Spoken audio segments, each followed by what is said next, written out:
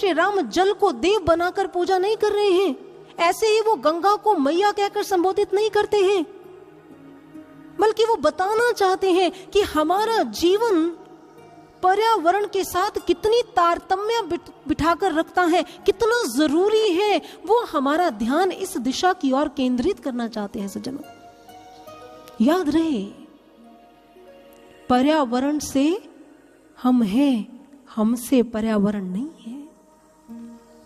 हम ये बात भूल जाते हैं। यही कारण है कि हमारी भारतीय संस्कृति में प्राकृतिक संसाधनों को देव तुल्य मानकर इसलिए उपासना की गई है ताकि हमें सजग किया जा सके। प्रकृति को, पर्यावरण को धर्म के साथ, भाव के साथ जोड़ दिया गया ताकि एक इंसान और ज्यादा रिस्पॉन्सिबल बन सके, एक इंसान और ज्यादा इसकी कीमत को समझ सके, क्योंकि पर्यावरण वास्तव में हमारा घर है। हम पर्यावरण से अलग नहीं है कि अगर पर्यावरण में कुछ हो रहा है तो उसका प्रभाव हम पर नहीं पड़ेगा, ऐसा नहीं है।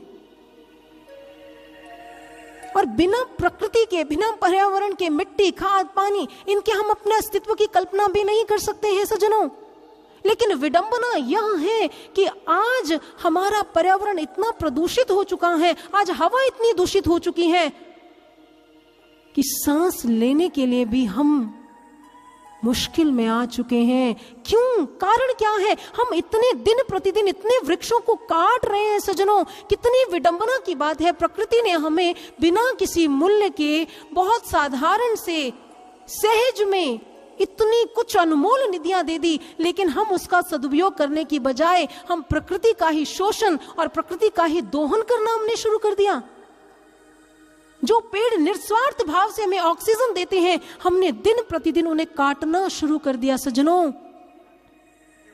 लेकिन यदि वही ट्री, वही पेड़ आज समाज को ऑक्सीजन के स्थान पर वाईफाई दे रहा होता तो मुझे विश्वास है हर व्यक्ति, हर बच्चा घर घर में ट्री प्लांटिंग कर रहा होता सज्जनों, हर व्यक्ति। क्योंकि आज हमारी दृष्टि में ऑक्सीजन से ज्यादा, पेड़ों से ज्यादा वाईफाई की कीमत है। आज हमारे घर में, हमारे गांव में, हमारे शहर में वाईफाई का टावर चाहिए, लेकिन पेड़ भले लगे ना लगे सज्जनों, वाईफाई चाहिए तो चाहिए, लेकिन वो पेड़ों की जगह नहीं ले सकता है, ये याद रखिएगा। हम जिस हिसाब से प्रकृति का दोहन कर रहे हैं, एक दिन ऐसा समय आएगा कि समस्त पेड़ कट जाएंगे, धरती पर कोई पेड़ दिखाई नहीं देगा। ऑक्सीजन के लिए तरस जाएंगे, शुद्ध वायु के लिए तरस जाएंगे, शुद्ध जल के लिए तरस जाएंगे। उस समय क्या करेंगे? जीवन के अस्तित्व को आधार कैसे देंगे? क्या पैसा खाकर हम गुजारा करेंगे? ये जो हमारा जीवन है ना, रोटी, कपड़े और मकान के इर्द गिर्द घूम रहा है। कभी सोचा आपने? रोटी भी मिल गई, कपड़ा भी मिल गया, मकान भी मिल गया, यदि शुद्ध हवा नहीं मिली, शुद्ध भोजन नहीं मिला, शुद्ध जल नहीं मिला, तो इस रोटी, कपड़े, मकान का क्या करेंगे सज्जनों?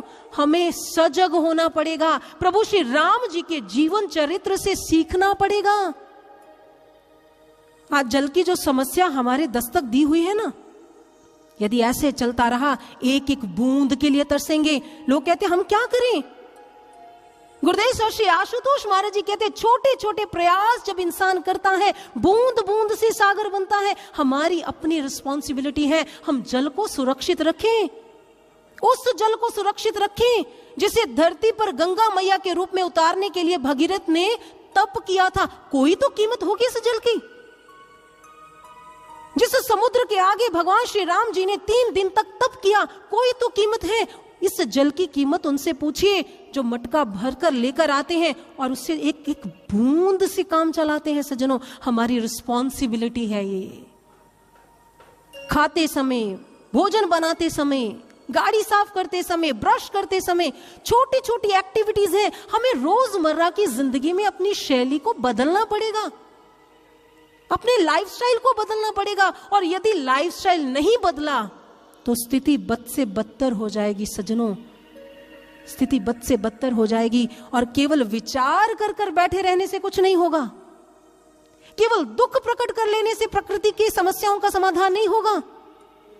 उसके लिए हमें प्रयास करने पड़ेंगे और हमारे छोटे छोटे किए गए प्रयास ही प्रकृति और पर्यावरण और संस्कृति की रक्षा में अपना योगदान देंगे। सज्जनों, आपका योगदान मांग रही है ये प्रकृति, जो बिना किसी मूल्य के आपको सब कुछ देती है।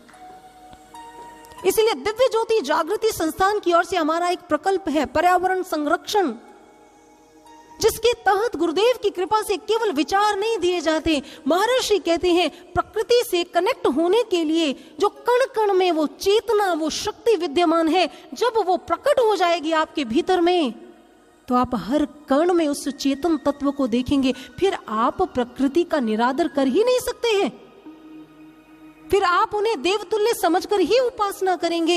इसीलिए सजग होने की जरूरत है, जागने की जरूरत है, अब सोने की नहीं, क्योंकि अधिक और सोना संस्कृति और प्रकृति को नष्ट कर देगा।